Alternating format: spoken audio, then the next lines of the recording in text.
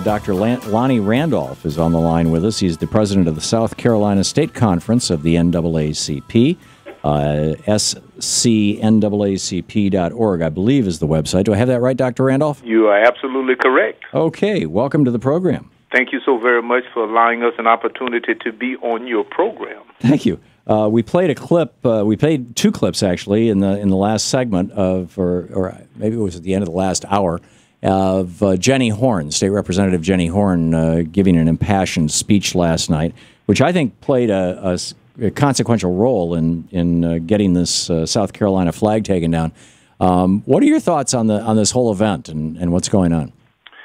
Well, it's I'm happy, of course, that it is over, but because we have so many issues in South Carolina, human issues and people issues and school issues and healthcare issues, I tell the members of our organization last night, 12:30, 1:45, whatever time it was, may have even been 1:15. Those that I was communicating with, I told them celebrate tonight, because come tomorrow morning we will start our efforts to ensure that the next 490 days that we concentrate on voter participation, voter registration, voter education, and the get out to vote. Yeah, 58 to 68% of African Americans voting is criminal to me. So if we are to make headway in this country, we're stressing the things that we depend upon legislators to do, but we need to take control of the lives of people ourselves. So we will start our effort today. In fact, it has already started. Mm-hmm. Tell us about it. The celebration is over. That's over with. Well, not quite. At 4:00 today, this will be over because the governor will sign the new law. Right, and at 10 o'clock tomorrow morning, the flag will come down. But this is just the beginning. So what's next, sir? Well, as I stated, there are so many issues that we have to deal with still of race and race-based.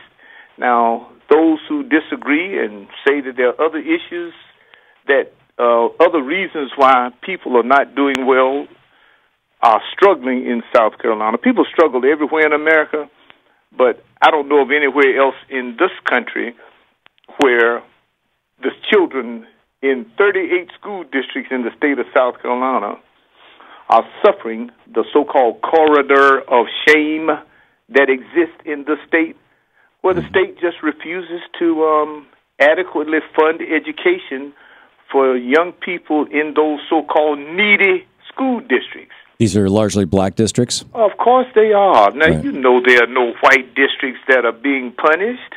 Yeah. It never was a law in South Carolina for white children to not be educated, but it was for people who look like I do. Yeah.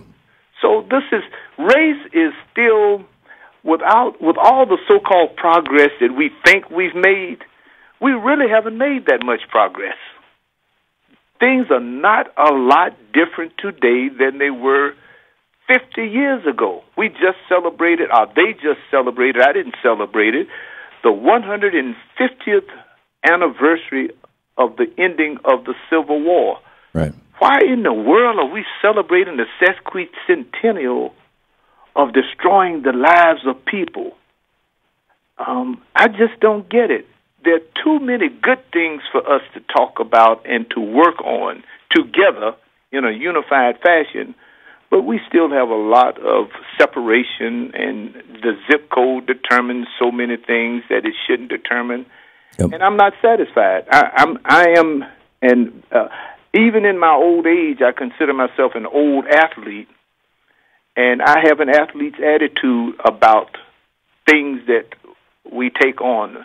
My high school track coach's name was Dean Fable, greatest coach in the world. I was 5'4" and weighed 120 pounds, and he had me crazy enough to think that I could run through a wall.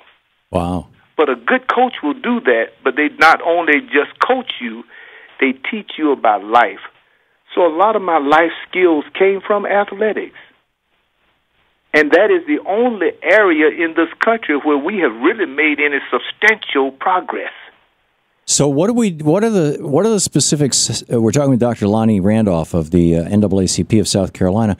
What do we do next? What can the people who are listening or watching this program right now, in the roughly 2 minutes I think we have left until we hit a break, what can they do?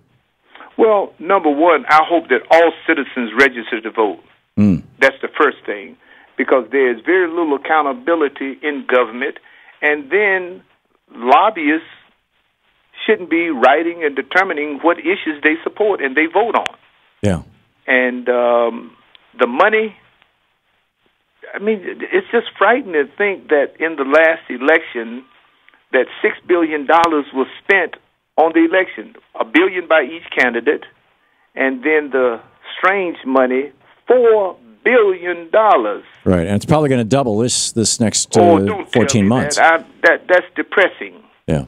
But the only thing that can defeat that, voting in record numbers, and 68%, which is approximately how we voted nationally in this country last election cycle. Well, not the last election cycle. We didn't do that in 2014. Right. But we did do that in 2012. Right. But that's not enough. We have to have a better than 90% turnout in order for us to make a difference in helping the lives of other people. So the big work right now is getting those very voters that the Republicans are trying to suppress the vote of, people of color, the poor, the young, the elderly, to be registered to vote and make sure that they either get to the polls or get an absentee ballot so that they can and do vote. Listen, you sounded like an opera singer. You did a great job in saying that. That's exactly what we are planning, and that's what we're working on. We've already started today. I just don't think that we are at a point in our life and in history that we can actually rest. Yeah. There is no rest. Let's do something good for the next generation and teach them the right way. I absolutely agree. Dr. Lonnie Randolph, thank you so much for being with us. Thank you so very much for giving me an opportunity to be on your program.